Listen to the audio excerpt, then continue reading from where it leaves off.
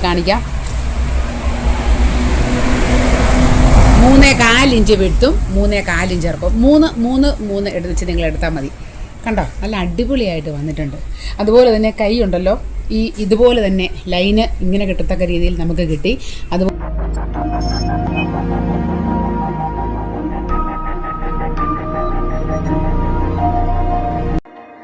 Sally റോസിൻ്റെ കൂട്ടുകാരി പെണ്ണുങ്ങളെ, എല്ലാവർക്കും പുതിയ വീഡിയോയിലേക്ക് സ്വാഗതം. നിങ്ങൾ ഇത്രയും ചെയ്ത് വെച്ചിരിക്കുകയാണെന്നുള്ള വിശ്വാസത്തിൽ തുടങ്ങുവാണേ. അപ്പം നമ്മളതിന് ക്യാൻവാസ് എടുത്തു. ക്യാൻവാസിൻ്റെ നീളവും വീതിയും കണ്ടല്ലോ, 4ഉം 10ഉം എടുത്തേക്കുന്നത്. അത്രയും വേണ്ട നമുക്ക്, എങ്കിലും എന്നിട്ട് നമ്മൾ കൃത്യമായിട്ടൊരു ഇങ്ങനൊരു ലൈൻ ഇടുകയാണേ. എന്നിട്ട് ആ ലൈനിൽ നിന്നാണ് നമ്മൾ നമ്മുടെ തുണി തന്നെ എടുത്ത് വെച്ച് ഞാൻ നിങ്ങളെ മെഷർ ചെയ്യുന്ന കാണിക്കാം. ഇതിൻ്റെ ആവശ്യമില്ല, എന്നാലും തുടക്കക്കാരൊക്കെ ഉണ്ടെങ്കിൽ അവരെ ഉദ്ദേശിച്ചാണല്ലോ ഞാൻ കൂടുതലും ചെയ്യുന്നത്. അപ്പോൾ ഇത് കണ്ടോ, എൻ്റെ ഒരു മടി കൊണ്ടാണ്. ഒരു പിൻ കുത്തി വെച്ചാൽ ഈ പ്രശ്നമില്ല. നിങ്ങൾ പിൻ കുത്തി വെക്കണേ. എന്നിട്ട് നമ്മൾ ഇങ്ങനെ നേരെ പിടിച്ച്, അതായത് ബാക്കിനേക്ക് കൃത്യം നമ്മൾ 3.25 എടുത്ത്, നിങ്ങൾ 3 എടുക്കാവേ, അതും അടയാളപ്പെടുത്തി.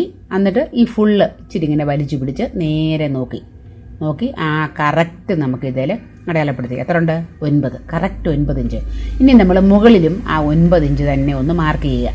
മുകളിലും ഇനി എത്രയും മുകളിൽ വേണം എന്നുള്ളത് 3 ഇഞ്ചാണ് എടുക്കേണ്ടത്. നമ്മുടെ കോളറിൻ്റെ ആകെ വീതി എന്ന് പറയുന്നത് 3 ഇഞ്ച് മറക്കരുതേ. നമുക്കിനി ആ 3 ഇഞ്ചിലൂടെ നമുക്കൊരു സ്ട്രെയിറ്റ് ലൈൻ വരയ്ക്കാം. എൻ്റെ കഷ്ടപ്പാട് കണ്ടോ, 2 പിൻ കുത്താനുള്ള ബുദ്ധിമുട്ട് കൊണ്ട് കാണിക്കുന്ന പണിയാണ്.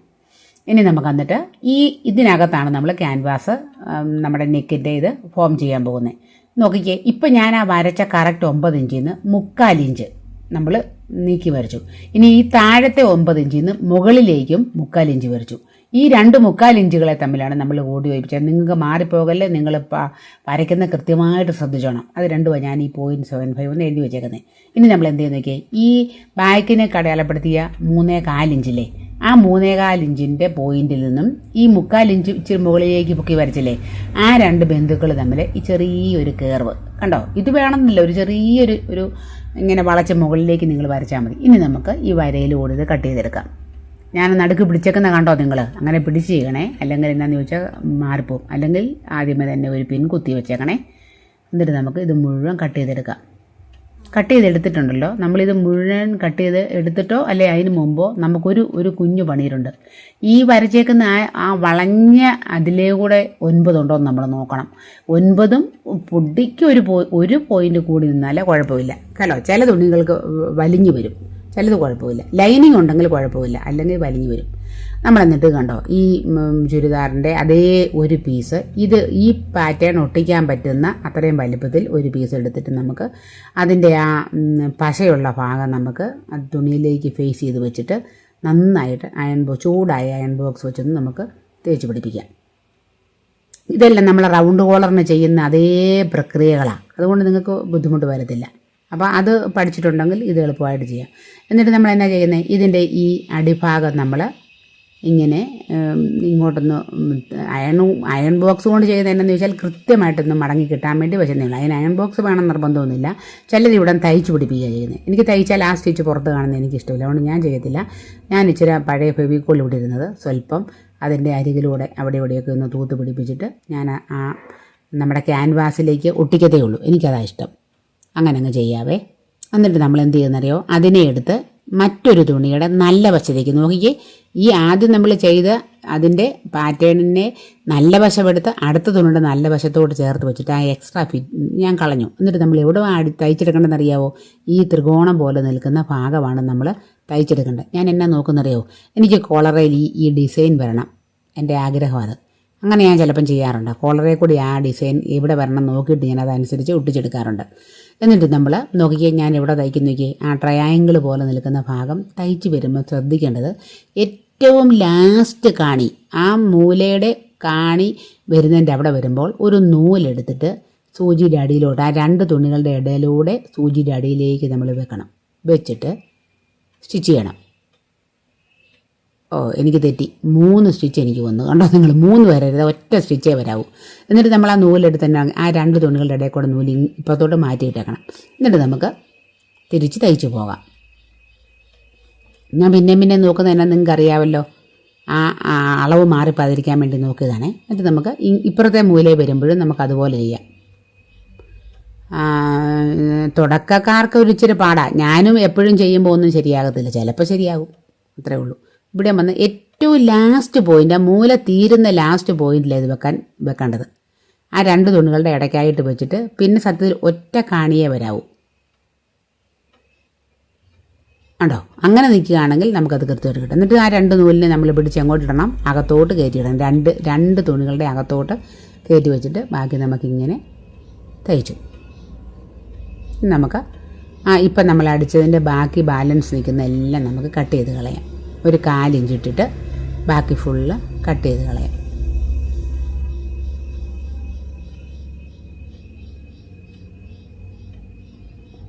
എന്നിട്ട് നമ്മൾ ആ ട്രയാങ്കിൾ പോലെ നിൽക്കുന്ന ഭാഗത്തെ 2 മൂലയും സ്വല്പം കളഞ്ഞിട്ട് ചെറിയ ചെറിയ കട്ടിങ്സ് ഇട്ട് കൊടുക്കുന്നു. ഒക്കെ നിങ്ങൾക്കറിയാമല്ലോ.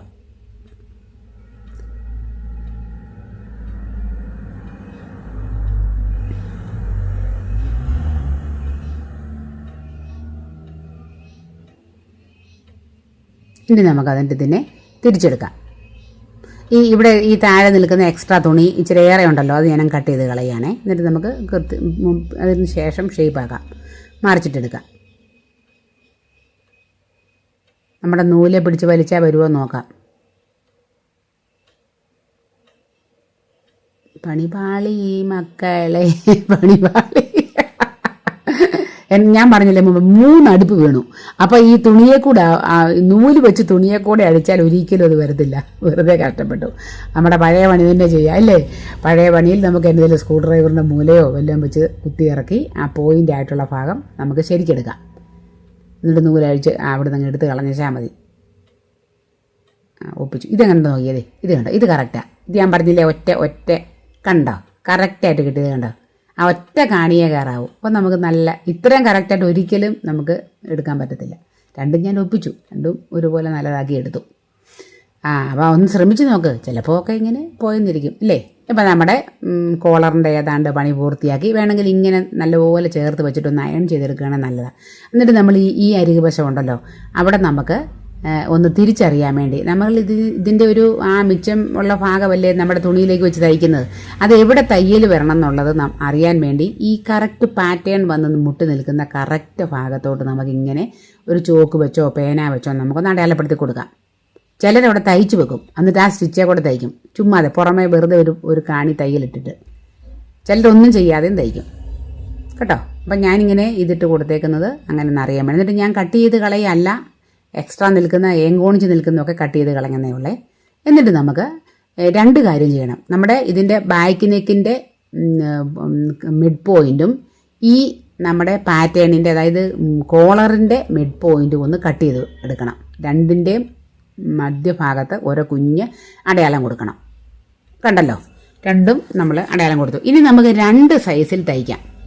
നമ്മുടെ ബോഡി പാർട്ടിൻ്റെ 2 സൈസിൽ തയ്ക്കാം. ഇപ്പം ഞാൻ വെച്ചേക്കുന്നത് കണ്ടോ, ബോഡി പാർട്ടിൻ്റെ ബാക്ക് പാർട്ടിൻ്റെ നല്ല വശത്തിൻ്റെ മിഡ് പോയിന്റിലേക്ക് ഇതിൻ്റെ മിഡ് പോയിന്റ് വെച്ച് വേണമെങ്കിൽ നമുക്ക് തയ്ക്കാം.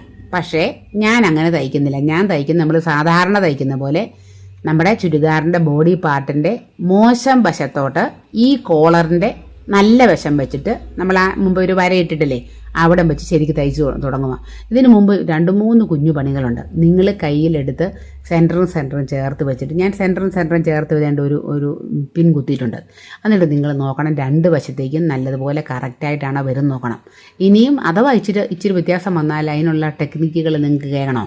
ഇപ്പം ഞാൻ ചെയ്തപ്പോൾ സംഭവിച്ചത് എൻ്റെ കോളറാണ് ഒരു പൊടിക്ക് നീണ്ടു നിൽക്കുന്നത് എൻ്റെ തുണിയേക്കാളും. അതെന്നാന്ന് ചോദിച്ചാൽ ഞാൻ കോളർ ഒരു സ്വല്പം ഞാൻ കോളർ കൂടുതലെടുത്തായിരുന്നു. ഞാൻ ഉദ്ദേശിച്ചത് ഈ ഫ്രണ്ട് കഴുത്ത് വലിഞ്ഞു വരുമെന്ന്. ഇത് വലിഞ്ഞു വരാൻ ഞാനറിയാവോ, ഞാനൊരു നല്ല ക്യാൻവാസ് ഫ്രണ്ടിൽ വെച്ചിട്ടില്ലേ, പിന്നെ എങ്ങനെയാണ് വലിയുന്നത്? അതുകൊണ്ട് പിന്നെ നമുക്കുള്ള ചാൻസ് എന്ന് പറഞ്ഞാൽ നമ്മുടെ ആ ഷോൾഡർ തമ്മിൽ കൂട്ടിപ്പിടിച്ചിട്ടില്ലേ, ബോഡി പാർട്ടിൻ്റെ ഫ്രണ്ടും ബാക്കും കൂട്ടിപ്പിടിപ്പിച്ചേക്കുന്ന ഷോൾഡറിൻ്റെ അവിടെ നമ്മുടെ ഈ കട്ടറിനൊരു കുഞ്ഞ് കട്ടിട്ട് കൊടുത്താൽ തുണി ഒരു സ്വല്പം വലിഞ്ഞു വരും. ഐഡിയ പിടി കിട്ടിയോ? ഇതൊന്നും ആരോടും പറയല്ലേ, നാണക്കേടാണ്, നമ്മുടെ മാത്രം കുഞ്ഞു കള്ളത്തരങ്ങളായത്. ഇനി അതുപോലെ അഥവാ നമ്മുടെ ഈ പാറ്റേൺ കോളറാണ് ഈ പറഞ്ഞ പോലെ ചെറുതെങ്കിൽ കോളറിൻ്റെ ഈ തയ്ച്ച് വരുന്ന ഭാഗത്തും അതുപോലൊരു ചെറിയ കട്ടിട്ട് കൊടുത്താൽ അവനും വലിഞ്ഞു വരും. കേട്ടോ. അങ്ങനെ നമുക്ക് രണ്ടും ചേർത്ത് ഒപ്പിക്കാം. ഈ കോളറിനെ സംബന്ധിച്ചത് പ്രശ്നമേ അല്ല. കാരണം ഇത് നമ്മുടെ ഷർട്ട് കോളറല്ലേ, ഇത് നമ്മൾ കാണത്തില്ലല്ലോ, ഇത് അകത്തോട്ട് മടങ്ങി പോകുന്നതല്ലേ. അതുകൊണ്ടൊരു കുഞ്ഞു പൊടി വ്യത്യാസമൊന്നും വന്നാലൊന്നും തിരിച്ചറിയത്തില്ല. പക്ഷേ ഈ ചേർത്ത് വെക്കുന്ന രണ്ട് വശവും വളരെ കറക്റ്റായിരിക്കണം. കണ്ടോ, നമുക്ക് നല്ലതായിട്ട് വന്നിട്ടുണ്ട്. ഇനി നമ്മൾ എന്ത് ചെയ്യും, നേരെ മറുവശത്തേക്ക് പിടിച്ച് ഒന്ന് അകത്തോട്ട് വെക്കേണ്ട ആവശ്യം പോലുമില്ല. അത്ര കറക്റ്റായിട്ടാണ് നമുക്ക് അത് കിട്ടിയേക്കുന്നത്. നമ്മൾ ഇപ്പുറത്തെ എൻഡിൽ നിന്ന് ഈ നമ്മൾ മുമ്പ് മാറ്റി വെച്ച് പാറ്റേണിൻ്റെ ഒരു ഭാഗം മാറ്റി വെച്ചിട്ടില്ലേ തയ്ച്ചേ, അതിനെ ചേർത്ത് വെച്ച് നമുക്ക് അടിച്ചടിച്ച് ആ പഴയ തയ്യലിൽ കൂടെ തന്നെ വരും. നമ്മൾ ശരിക്കും തയ്ക്കുന്നതെങ്കിൽ നമുക്കൊന്നും നോക്കേണ്ട ആവശ്യമില്ല. കണ്ടോ, ഇങ്ങനെ വെച്ച് വെച്ച് വെച്ച് നമുക്ക് തയ്ച്ചു വിടാം. ഇപ്പം നമ്മൾ നമ്മുടെ ചുരിദാറിൻ്റെ കാണാൻ പോകുന്നത് ഇവിടെ ഈ ഭാഗമാണ്. ഇതല്ലേ ഇപ്പം നല്ല വശമായിട്ട് വന്നേക്കുന്നേ കേട്ടോ. ഇനി തിരിച്ച് ഞാൻ ആദ്യം പറഞ്ഞ് നിങ്ങൾ കേട്ടായിരുന്നോ, ഈ ബോഡി പാർട്ടിൻ്റെ നല്ല വശത്തേക്ക് മുമ്പേ നല്ല വശം ചേർത്ത് വെച്ച് ആൾക്കാർ തയ്ക്കും. അതും നല്ലതാണ്, ഒരു കുഴപ്പമില്ല. നിങ്ങളുടെ ഇഷ്ടം പോലെ നിങ്ങൾക്ക് ചെയ്യാം കേട്ടോ. എന്നിട്ട് നമ്മളിങ്ങനെ പിടിച്ച് പിടിച്ച് നോക്കി ചെയ്യുന്നു. എപ്പോഴും ഞാൻ നിങ്ങളോട് പറയും, ഒരു പകുതിയാകുമ്പോഴേ നമുക്ക് എൻഡ് വശം ആദ്യമേ നമ്മൾ കൂട്ടിച്ചേർത്ത് വെച്ചിട്ട് എവിടെയെങ്കിലും അയവുണ്ടോ എന്ന് നോക്കി അതനുസരിച്ച് ചെയ്യാനായിട്ട് ശ്രദ്ധിക്കണം കേട്ടോ. അവിടെ കൃത്യമായിട്ട് പിടിച്ചിട്ട് അതനുസരിച്ച് നമ്മൾ തുണിയെ വെച്ച് കൊടുക്കണം. നിങ്ങൾ നോക്കുമ്പം തയ്ച്ച് പോകുമെന്ന് പറയും, പക്ഷേ അതിനിടയ്ക്കുള്ള ചെറിയ ചെറിയ പണികൾ നിങ്ങൾ അറിയുന്നില്ല. അപ്പം നിങ്ങൾ തയ്ച്ച് വരുമ്പോൾ അതെല്ലാം വലിയ ബുദ്ധിമുട്ടായിട്ട് നിങ്ങൾക്ക് മാറും. അതുകൊണ്ട് ശ്രദ്ധയോടെ നോക്കണം. നല്ലതുപോലെ അവിടെ ചുളുക്കം വരാത്ത രീതിയിൽ അത് അഡ്ജസ്റ്റ് ചെയ്ത് വെച്ച് വേണം നമുക്ക് അടിച്ച് വരാനായിട്ട്. ഇനി അഥവാ നമ്മൾ തയ്ച്ച് വരുമ്പോൾ ഉണ്ടല്ലോ, എവിടെയെങ്കിലും ഒരു ചുളുക്കവോ ചെറിയൊരു ചുളുക്കം ഫോം ചെയ്ത് വരുന്നുണ്ടെങ്കിൽ പ്രഷർ ഫൂട്ടർ ഒന്ന് പൊക്കിയിട്ട് പതുക്കെ പതുക്കെ അടിക്കണം. അങ്ങനെ വന്നാലും നമുക്ക് അത് മാറ്റിയെടുക്കാം കേട്ടോ. അങ്ങനെ നമ്മൾ ഇങ്ങേറ്റത്ത് വരെ വൃത്തിയായിട്ട് തയ്ച്ചെടുത്തു. ചിലർ ഈ കോളറിൻ്റെ അരികിലൂടെ വന്നിട്ട് അടിച്ചു പോകുന്നവരുണ്ട് കേട്ടോ. ഞാനത് ചെയ്യുന്നില്ല. നമ്മുടെ കോളർ റെഡിയായി. നമ്മുടെ യൂനക്കെന്ന് അതിനെ വിളിക്കാൻ പറ്റില്ല, ചെറിയൊരു ഫ്രണ്ട് ഓപ്പൺ ചെയ്ത ഭാഗവും കഴുത്തുമൊക്കെ നല്ല വൃത്തിയായിട്ട് കിട്ടി. ഈ ഡിസൈൻ ഇങ്ങനത്തെ ചുരിദാറിന് ചേരുവില്ലേ, അത് പലരും അഭിപ്രായപ്പെട്ടു. ഇന്നലത്തെ ഷോർട്ട് വീഡിയോയിൽ പറഞ്ഞേക്കുന്നത് ഞാൻ കണ്ടു. ഇനി നമ്മുടെ കോളറെല്ലാം പിടിപ്പിച്ച് കഴിഞ്ഞു. നമുക്ക് വേണമെങ്കിൽ ബാക്കിൽ ഒരു ടക്ക് ഇട്ടേക്കാം. ഞാൻ തുടക്കക്കാരാരെല്ലാം അവരെ കാണിക്കാൻ വേണ്ടിയാണ്. നമ്മൾ ടക്ക് ഇടുന്ന എപ്പോഴും സ്ലീവും ബാക്കിയെല്ലാം സ്ലിറ്റും ഒക്കെ പിടിപ്പിക്കുന്നതിന് മുമ്പാണ് നല്ല എളുപ്പമാണ്. ഇങ്ങനെ ബാക്ക് പാർട്ട് ഫുൾ തുറന്ന് വെച്ചിട്ട് ആ മിഡ് പോയിന്റിൽ നിന്ന് 4.5 ഇഞ്ച് അങ്ങോട്ടും ഇങ്ങോട്ടും ഒരേ അളവിൽ നമ്മൾ ഒരു ഇത് കൊടുത്തു. ഇനി നമുക്കത് എന്തേരെ താഴണം എന്നുള്ളത് നമ്മുടെ സ്ലിറ്റ് എവിടെ നോക്കണം. ആ സ്ലിറ്റിൻ്റെ നേരെ മുകളിൽ, സ്ലിറ്റിൻ്റെ തൊട്ട് നേരെ വരല്ലേ, സ്വല്പം ഒരു ഇഞ്ച് മുകളിലായിട്ട് നമ്മൾ അതേപോലെ 4.5 വെച്ച് വരച്ചിട്ട് അത് രണ്ടുകൂടെ ചേർത്ത് നമുക്ക് ഇങ്ങനെ അങ്ങ് വരയ്ക്കുകയോ തയ്ക്കുകയോ ചെയ്തു. അപ്പോൾ ഒരു 4 ഇഞ്ച് മാക്സിമം ടക്കിൻ്റെ നടുവശത്ത് 4 ഇഞ്ച് മതി. കാരണം നമ്മൾ അത്രയും അയവേ കൊടുത്തിട്ടുള്ളതെന്നുള്ള കാര്യം ഓർക്കണേ. ഇനിയും നിങ്ങൾ ഷേപ്പ് ചെയ്യുന്ന വശത്ത് 3 ഇഞ്ചാണ് കൊടുത്തിരുന്നതെങ്കിൽ നിങ്ങൾക്ക് ഒരു ഇച്ചിരി കൂടി ടക്ക് ഇടാമായിരുന്നു. അപ്പോൾ എനിക്കതിൻ്റെ ആവശ്യമില്ല, ഞാൻ ചെറിയ ടക്ക ഇടുന്നുള്ളൂ. അങ്ങനെ കണ്ടോ, ഒരു വശം നമ്മൾ തയ്ച്ചു, രണ്ടാമത്തെ വശം കൂടെ തയ്ക്കട്ടെ. ഇതാകുമ്പോൾ നമുക്ക് ഫ്രീ ആയിട്ട് തയ്ക്കാം. അല്ല എല്ലാം കൂടെ പിടിപ്പിച്ച് കഴിഞ്ഞാൽ പിന്നെ നമുക്ക് ഇവിടെ എടുത്ത് തയ്ക്കാൻ പാട് വരും. അതുകൊണ്ടാണ് ഞാൻ ഇങ്ങനെ പറഞ്ഞ് ഇങ്ങനെ തയ്ക്കാൻ.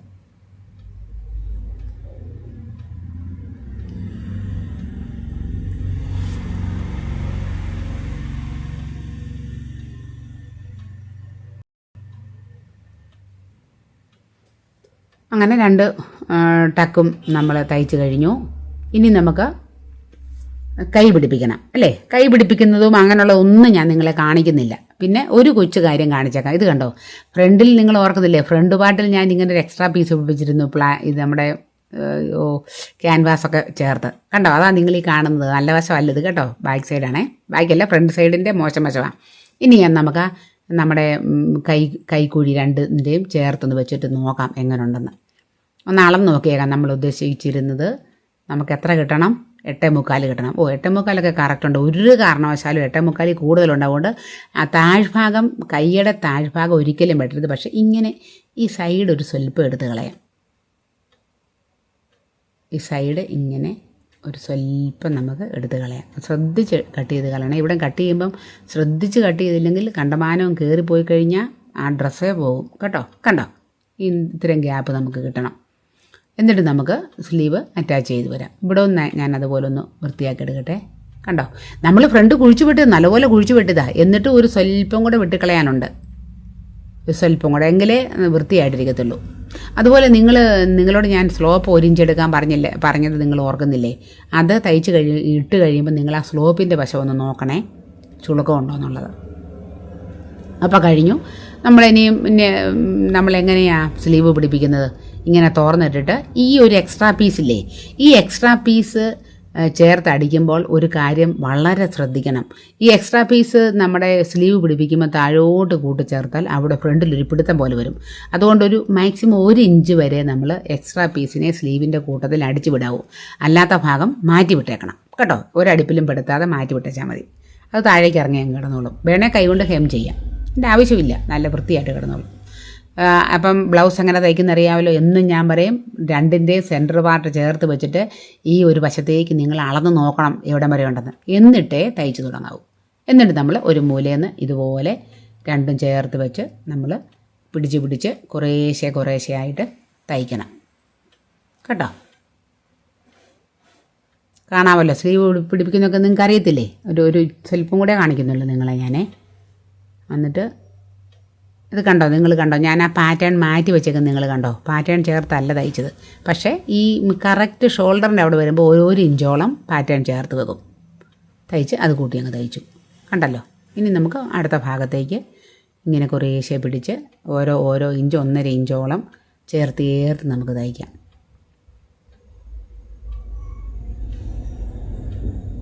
എൻ്റെ ഇഷ്ടംപോലെ പഴയ വീഡിയോകളിൽ ഇതെല്ലാം ഉണ്ട്. അതുകൊണ്ടാണ് ഞാൻ ഒത്തിരി ഇങ്ങനെ നിങ്ങളെ വിശദീകരിച്ച് കാണിക്കാത്തത്. സ്ലിറ്റ് തയ്ക്കുന്ന ഒന്നും കാണിക്കുന്നില്ല. ഈ ഒരു നെക്കല്ല സ്ലീവ് മാത്രം അടിക്കുന്ന ഒന്ന് കാണിച്ചെന്നേ ഉള്ളൂ. അങ്ങനെ നമുക്ക് 2 പ്രാവശ്യം തയ്ക്കണം. ഒന്ന് നമ്മൾ ഫുള്ള് തയ്ച്ചു, ഇനി രണ്ടാമത്തെ നമുക്കിങ്ങനെ കൈകൊണ്ട് തൂത്ത് അടിച്ചുളിവ് വരാതെ നമുക്ക് ഫുള്ള് എടുക്കണം.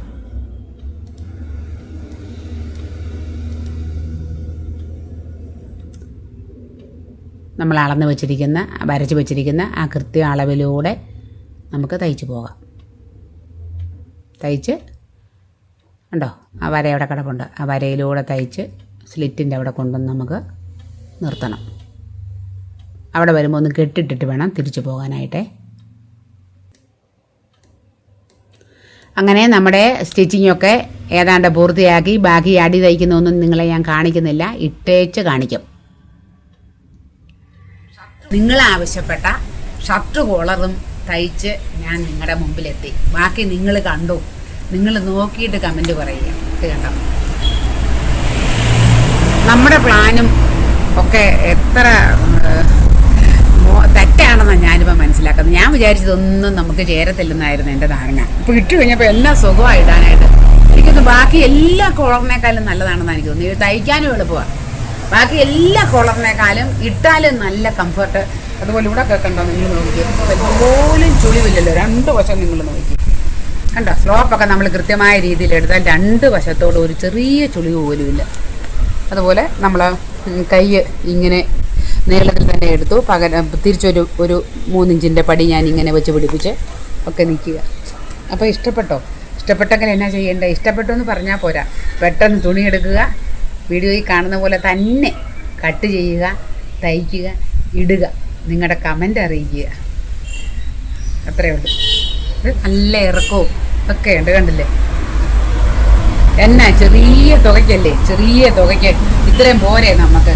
കൂടുതൽ എന്തിനാ നമ്മൾ ആഗ്രഹിക്കുന്നത്?